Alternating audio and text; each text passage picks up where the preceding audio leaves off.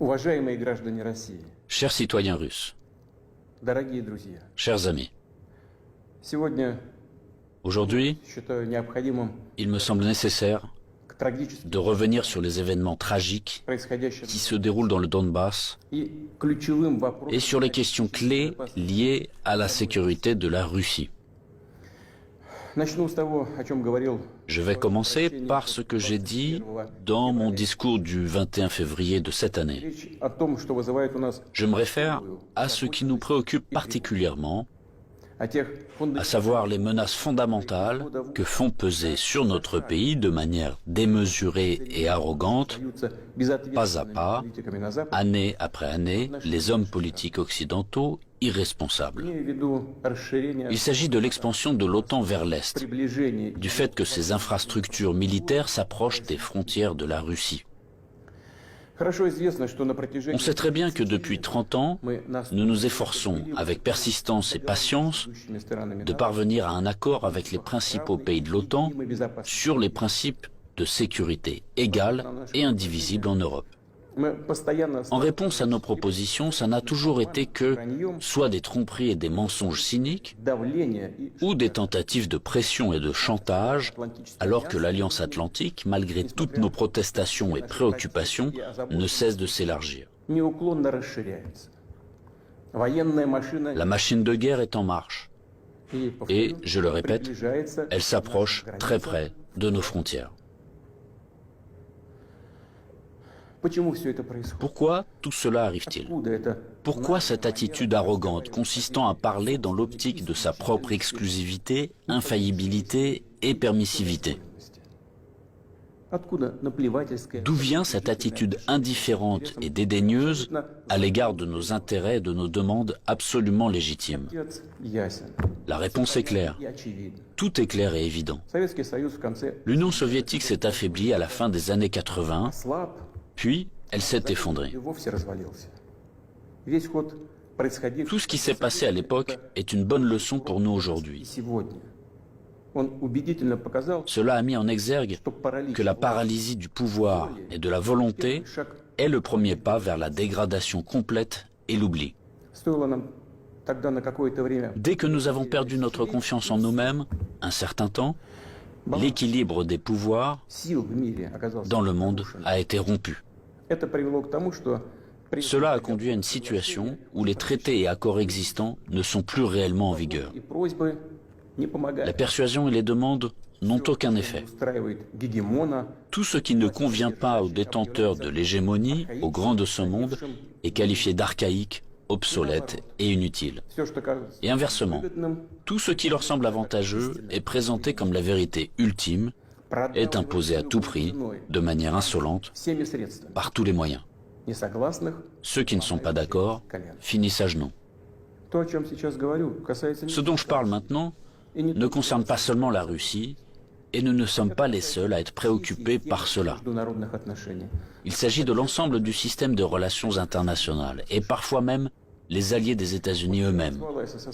Après l'effondrement de l'URSS, le monde a été de fait remodelé et les normes établies du droit international, dont les principales, fondamentales, ont été adoptées à la fin de la Seconde Guerre mondiale et ont largement consolidé ces résultats, ont commencé à gêner ceux qui se sont déclarés vainqueurs de la guerre froide. Bien sûr, dans la vie pratique, dans les relations internationales, dans les règles pour les organiser, il était nécessaire de prendre en compte les changements de la situation dans le monde et de l'équilibre même des forces. Mais cela aurait dû être fait de manière professionnelle, progressivement, avec patience, en prenant en compte et en respectant les intérêts de tous les pays et en pleine conscience de leurs responsabilités. Or non, en raison de l'euphorie due à la supériorité absolue, d'une sorte de forme moderne d'absolutisme, et dans le contexte d'un faible niveau de culture générale et de fatuité de ceux qui ont préparé, pris et promu des décisions qui étaient rentables uniquement pour eux-mêmes, la situation a pris une tournure différente. Voici des exemples tout trouvés. Tout d'abord, sans aucune autorisation du Conseil de sécurité de l'ONU, ils ont mené une opération militaire sanglante contre Belgrade.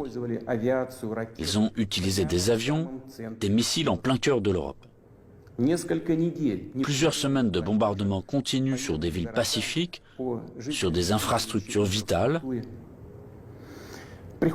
Il est nécessaire de rappeler ces faits, car certains collègues occidentaux n'aiment pas se souvenir de ces événements.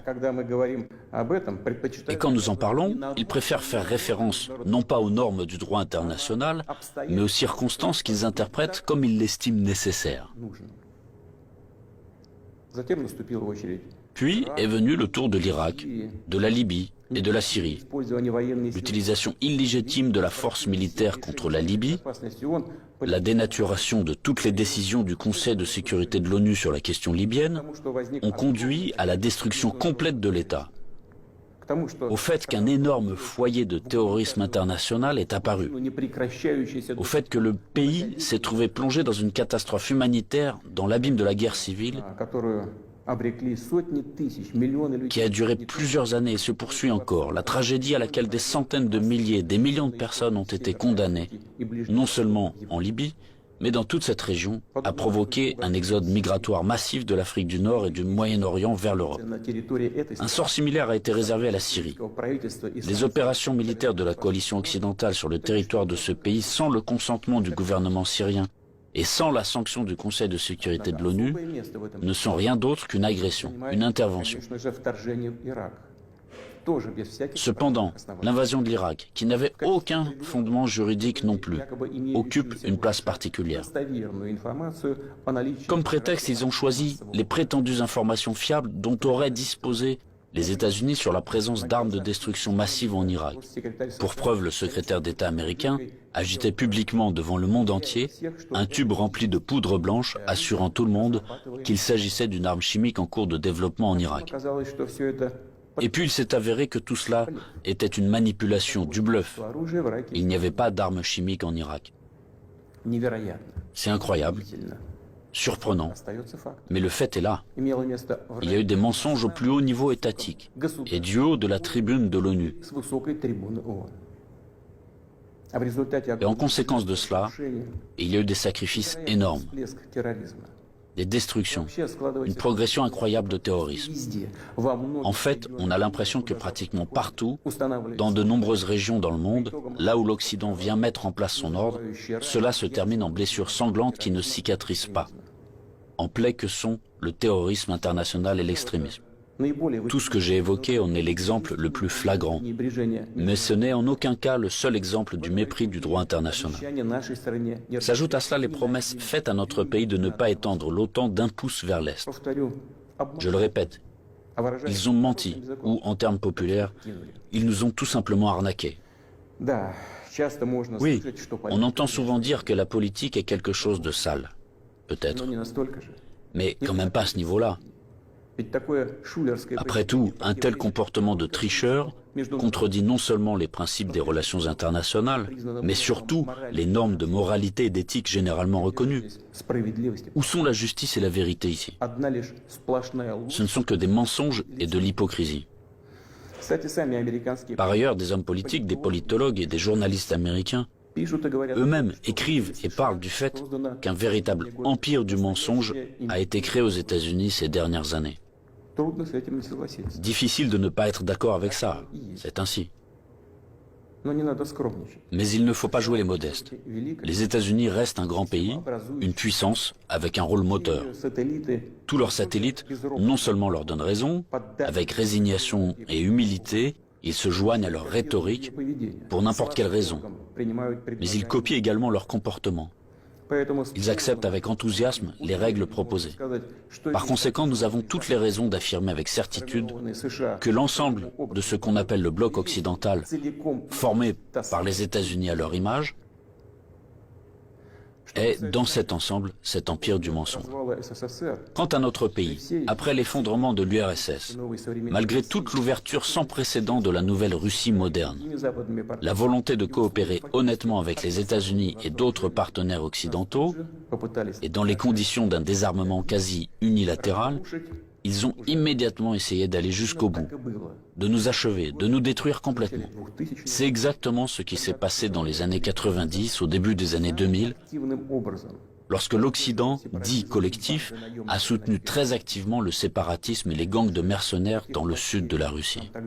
Quels sacrifices, quelles pertes tout cela nous a-t-il alors causé? Quelles épreuves avons-nous dû traverser avant de briser définitivement le terrorisme international dans le Caucase? Nous nous en souvenons et nous ne l'oublierons jamais. En fait, jusqu'à récemment, ils n'ont cessé de chercher à nous utiliser dans leurs propres intérêts, de détruire nos valeurs traditionnelles, de nous imposer leurs pseudo-valeurs, ce qui nous consumerait, nous, notre peuple, de l'intérieur. Ces attitudes qu'ils imposent déjà agressivement dans leur pays et qui conduisent directement à la dégradation et à la dégénérescence, car ils contredisent la nature humaine. Cela n'arrivera pas et personne n'y est jamais arrivé. Cela ne fonctionnera pas non plus maintenant. Malgré tout, en décembre 2021, nous avons une nouvelle fois tenté de nous mettre d'accord avec les États-Unis et leurs alliés sur les principes pour assurer la sécurité en Europe et le non-élargissement de l'OTAN. Tout cela en vain. La position américaine ne change pas. Ils ne considèrent pas comme nécessaire de négocier avec la Russie sur cette question clé pour nous. Ils poursuivent leurs propres objectifs et négligent nos intérêts. Et bien sûr, dans cette situation, nous nous demandons, que faire ensuite? À quoi s'attendre? L'histoire nous apprend qu'en 1940 et au début de 1941, l'Union soviétique a tenté d'empêcher, ou du moins de retarder, la guerre par tous les moyens. Pour ce faire, elle a essayé littéralement jusqu'à la dernière minute de ne pas provoquer un agresseur potentiel, elle n'a pas pris ou reporté les mesures les plus nécessaires et les plus évidentes visant à se préparer et repousser une attaque inévitable. Et les mesures qui ont finalement été prises étaient dramatiquement tardives. En conséquence, le pays n'était pas prêt à faire face à pleine capacité à l'invasion de l'Allemagne nazie qui attaquait notre patrie sans déclaration de guerre le 22 juin 1941. L'ennemi a été arrêté, puis écrasé, mais à un coût colossal. La tentative d'amadouer l'agresseur à la veille de la Grande Guerre patriotique s'est avérée être une erreur qui a coûté cher à notre peuple. Au cours des premiers mois de la guerre, nous avons perdu de vastes territoires stratégiquement importants et des millions de personnes. Nous ne ferons pas une telle erreur une deuxième fois. Nous n'en avons pas le droit. Ceux qui revendiquent la domination mondiale publiquement, en toute impunité et, je le souligne, sans aucune justification, nous déclarent, nous, la Russie, leur ennemi. En effet, ils disposent aujourd'hui de grandes capacités financières, scientifiques, technologiques et militaires. Nous en sommes conscients et nous évaluons objectivement les menaces qui nous sont adressées constamment dans le domaine de l'économie, ainsi que notre capacité à résister à ce chantage impudent et permanent. Je le répète, nous les évaluons sans illusion, de manière très réaliste. En ce qui concerne le domaine militaire, la Russie moderne, même après l'effondrement de l'URSS et la perte d'une grande partie de son potentiel, est aujourd'hui l'une des puissances nucléaires les plus fortes du monde, et elle dispose en outre d'avantages en ce qui concerne un certain nombre d'armes de pointe. Il ne devrait donc faire aucun doute qu'une attaque directe contre notre pays entraînerait une défaite et des conséquences désastreuses pour tout agresseur potentiel. Cependant, les technologies, y compris en matière de défense, évoluent rapidement. Le leadership dans ce domaine a changé et changera encore demain. Tandis que la conquête militaire des territoires adjacents à nos frontières, si nous laissons cela se produire, se poursuivra pendant des décennies, ou peut-être pour toujours. Et cela constituera une menace toujours plus grande et totalement inacceptable pour la Russie. Aujourd'hui même, alors que l'OTAN s'étend vers l'Est, la situation pour notre pays se dégrade et devient chaque année plus dangereuse. En outre, ces derniers jours, les dirigeants de l'OTAN ont explicitement évoqué la nécessité d'accélérer, de forcer l'avancée des infrastructures de l'Alliance vers les frontières de la Russie. En d'autres termes, ils renforcent leur position. Nous ne pouvons plus nous contenter de regarder ce qui se passe. Ce serait complètement irresponsable de notre part. La poursuite de l'expansion de l'infrastructure de l'Alliance Atlantique, la conquête militaire des territoires de l'Ukraine qui a commencé, tout cela est inacceptable pour nous. Le problème, bien sûr, ce n'est pas la structure de l'OTAN elle-même. Elle n'est qu'un instrument de la politique étrangère des États-Unis.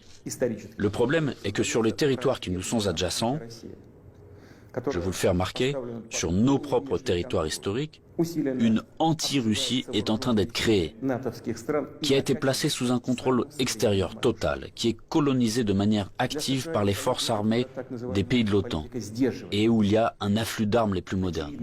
Pour les États-Unis et leurs alliés, il s'agit de ce qui est qualifié de politique de dissuasion de la Russie, de dividendes géopolitiques évidents. Et pour notre pays, c'est finalement une question de vie ou de mort. La question de notre avenir historique en tant que peuple. Ce n'est pas une exagération, c'est la vérité. C'est une menace réelle, non seulement pour nos intérêts, mais pour l'existence même de notre État, pour sa souveraineté. C'est cette même ligne rouge dont on a parlé à plusieurs reprises. Ils l'ont franchie. Par conséquent, il faut parler de la situation dans le Donbass. Nous voyons que les forces qui ont effectué un coup d'État en Ukraine en 2014 ont pris le pouvoir et le conservent, de fait, à l'aide de procédures électorales décoratives et ont finalement renoncé à un règlement pacifique du conflit. Pendant 8 années infiniment longues, nous avons fait tout notre possible pour que la situation soit résolue par des moyens pacifiques et politiques. Tout cela en vain. Comme je l'ai dit dans mon précédent discours, on ne peut pas regarder sans compassion ce qui se passe là-bas. Il n'était tout simplement plus possible de supporter tout cela. Il était nécessaire de mettre fin immédiatement à ce cauchemar, au génocide des millions de personnes qui y vivent, dont le seul espoir est la Russie, dont le seul espoir est en nous. Ce sont ces aspirations, ces sentiments, la douleur des gens qui ont été pour nous le principal motif pour décider de reconnaître les républiques populaires du Donbass. Voilà ce qui me paraît important de souligner davantage. Les principaux pays de l'OTAN, pour parvenir à leurs propres objectifs, soutiennent en Ukraine les nationalistes extrêmes et les néo-nazis, qui à leur tour ne pardonneront jamais aux Criméens, aux habitants de Sébastopol, leur libre choix, à savoir la réunification avec la Russie. Bien sûr, ils iront en Crimée, tout comme dans le Donbass, portant la guerre, afin de tuer, tout comme les punisseurs des gangs de nationalistes ukrainiens, complices d'Hitler pendant la Grande Guerre patriotique, qui massacraient des personnes sans défense. Et ils déclarent aussi ouvertement revendiquer un certain nombre d'autres territoires russes.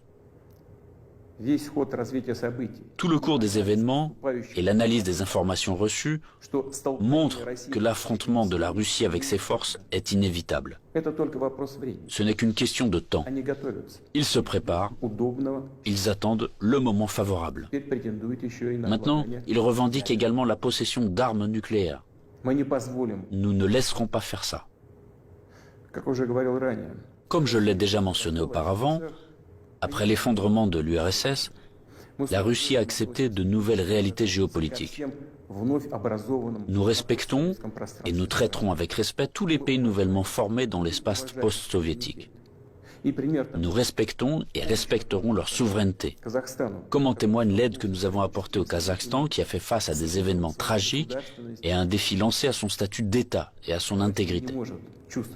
Mais la Russie ne peut pas se sentir en sécurité, se développer, exister avec une menace constante venant du territoire de l'Ukraine contemporaine.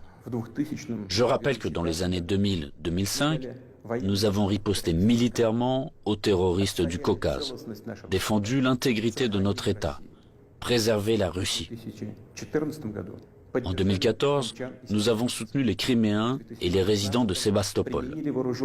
En 2015, nous avons utilisé les forces armées pour mettre un obstacle sûr à l'infiltration de terroristes de Syrie en Russie. Nous n'avions pas d'autre moyen de nous protéger. La même chose se produit à l'heure actuelle. On ne nous a tout simplement pas laissé d'autres possibilités de protéger la Russie, notre peuple, à l'exception de celles que nous devrons utiliser aujourd'hui. Les circonstances exigent que nous prenions des mesures décisives et immédiates. Les républiques populaires du Donbass ont demandé de l'aide à la Russie.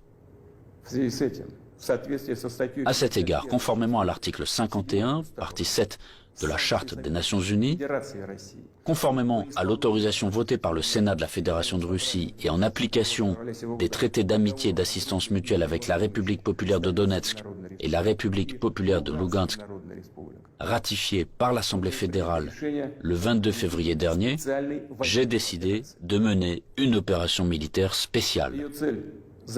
Son objectif est de protéger les personnes qui souffrent des abus et du génocide de la part du régime de Kiev depuis 8 ans. À cette fin, nous nous efforcerons de démilitariser et de dénazifier l'Ukraine et de poursuivre en justice ceux qui ont commis des crimes nombreux et sanglants contre des civils, y compris des citoyens de la Fédération de Russie. Dans le même temps, nous ne planifions pas d'occuper des territoires ukrainiens. Nous n'avons pas l'intention d'imposer quoi que ce soit à qui que ce soit par la force. Cependant, nous entendons de plus en plus souvent dire en Occident que les documents signés par le régime totalitaire soviétique qui instaurèrent les résultats de la Seconde Guerre mondiale ne devraient plus être appliqués. Eh bien, quelle est la réponse à cette question? Les résultats de la Seconde Guerre mondiale sont sacrés, tout comme les sacrifices de notre peuple sur l'autel de la victoire sur le nazisme. Et cela ne contredit pas les hautes valeurs des droits de l'homme et des libertés fondées sur les réalités de toutes les décennies d'après-guerre. Cela n'annule pas non plus le droit des peuples à l'autodétermination stipulé par l'article 1er de la Charte des Nations Unies. Je tiens à vous rappeler que, ni lors de la création de l'URSS, ni après la Seconde Guerre mondiale, personne n'a jamais demandé aux habitants de certains territoires faisant partie de l'Ukraine d'alors comment ils voulaient eux-mêmes organiser leur vie. Notre politique est fondée sur la liberté de choix, permettant à chacun de déterminer en toute indépendance son propre avenir et celui de ses enfants. Et nous considérons qu'il est important que ce droit, le droit de faire son choix, puisse être exercé par tous les peuples vivant sur le territoire de l'Ukraine contemporaine, par tous ceux qui le souhaitent. À cet égard, je m'adresse également aux citoyens ukrainiens. En 2014, la Russie a été obligée de protéger les habitants de Crimée et de Sébastopol de ceux que vous traitez vous-même de nazis. Les habitants de Crimée et de Sébastopol ont choisi de rejoindre leur patrie historique, la Russie, et nous l'avons soutenu. Je le répète, il était tout simplement impossible de faire autrement. Les événements d'aujourd'hui ne sont pas liés à la volonté de porter atteinte aux intérêts de l'Ukraine et du peuple ukrainien. Ils sont liés à la nécessité de protéger la Russie elle-même contre ceux qui ont pris l'Ukraine en otage et tentent de l'utiliser contre notre pays et son peuple. Je le répète, nos actions relèvent de l'autodéfense, contre les menaces qui pèsent sur nous et contre un désastre encore plus grave que celui d'aujourd'hui. Aussi difficile que cela puisse être, je vous demande de le comprendre et je vous appelle à la coopération pour tourner au plus vite cette page tragique et avancer ensemble, pour ne permettre à personne de s'immiscer dans nos affaires, dans nos relations, mais les développer de manière indépendante, afin que cela réunisse les conditions nécessaires à la résolution de tous les problèmes et, malgré l'existence de frontières entre les États, nous renforcerait de l'intérieur comme si nous ne formions qu'un. Je crois en cela. Je crois que tel est notre avenir. Je dois également m'adresser aux militaires des forces armées ukrainiennes. Chers camarades, ce n'est pas pour que les néo-nazis d'aujourd'hui prennent le pouvoir en Ukraine que vos pères, vos grands-pères, vos arrière-grands-pères se sont battus contre les nazis en défendant notre patrie commune. Vous avez prêté serment d'allégeance au peuple ukrainien et non à la junte hostile au peuple qui pille l'Ukraine et persécute ce même peuple. Ne suivez pas ces ordres criminels. Je vous exhorte à déposer les armes immédiatement et à rentrer chez vous. Je tiens à le préciser, tous les militaires de l'armée ukrainienne qui obéissent à cette exigence pourront librement quitter la zone des hostilités et retourner auprès de leur famille. Une fois de plus, j'insiste fortement. Toute responsabilité pour une éventuelle effusion de sang reposera entièrement sur la conscience du régime au pouvoir sur le territoire de l'Ukraine. Maintenant, quelques mots importants, très importants, pour ceux qui seraient tentés de s'ingérer dans les événements en cours. Quiconque essaiera d'interférer contre nous, et plus encore de créer des menaces pour notre pays, pour notre peuple, doit savoir que la réponse de la Russie sera immédiate et mènera à des conséquences auxquelles vous n'avez jamais fait face dans votre histoire. Nous sommes prêts à n'importe quelle évolution de la situation. Toutes les décisions nécessaires à cet égard ont été prises. J'espère être entendu. Chers citoyens russes, le bien-être, l'existence même d'États et de peuples entiers, leur succès, leur viabilité, trouvent toujours leur origine dans le puissant système des racines englobant leur culture et leurs valeurs. L'expérience et les traditions de leurs ancêtres, et bien sûr, dépendent directement de la capacité à s'adapter rapidement à une vie en constante évolution, de la cohésion de la société, de sa volonté de se consolider, de rassembler toutes les forces pour aller de l'avant. Les forces sont toujours nécessaires, toujours. Mais la force peut être de qualités diverses. La politique de l'empire du mensonge que j'ai évoquée au début de mon intervention repose avant tout sur la force brutale et directe. Dans de telles situations, nous disons, quand il y a de la force, pas besoin d'avoir quelque chose dans la tête. Or, nous savons que la vraie force réside dans la justice et la vérité, qui sont de notre côté. Et s'il en est ainsi, alors il est difficile de ne pas être d'accord avec le fait que c'est la force et la volonté de se battre qui sont les fondements de l'indépendance et de la souveraineté. Les fondations nécessaires et uniquement sur lesquelles on peut construire son avenir de manière fiable, construire sa maison, fonder sa famille, sa patrie. Chers compatriotes, je suis convaincu que les soldats et les officiers des forces armées russes fidèles à leur pays accompliront leur devoir avec professionnalisme et courage. Je ne doute pas que tous les niveaux du pouvoir et les spécialistes responsables de la stabilité de notre économie, du système financier et du domaine social, ainsi que les dirigeants de nos entreprises et tous les milieux d'affaires russes travailleront d'une manière harmonieuse et efficace. Je compte sur une position consolidée patriotique de tous les partis représentés au Parlement et des forces publiques. Après tout, comme cela a toujours été dans l'histoire, le destin de la Russie se trouve entre les mains fiables de notre peuple multinational. Cela signifie que les décisions adoptées seront exécutées, que nos objectifs seront atteints et que la sécurité de notre patrie sera garantie d'une manière sûre. Je crois en votre soutien et en la force invincible que nous donne l'amour de la patrie.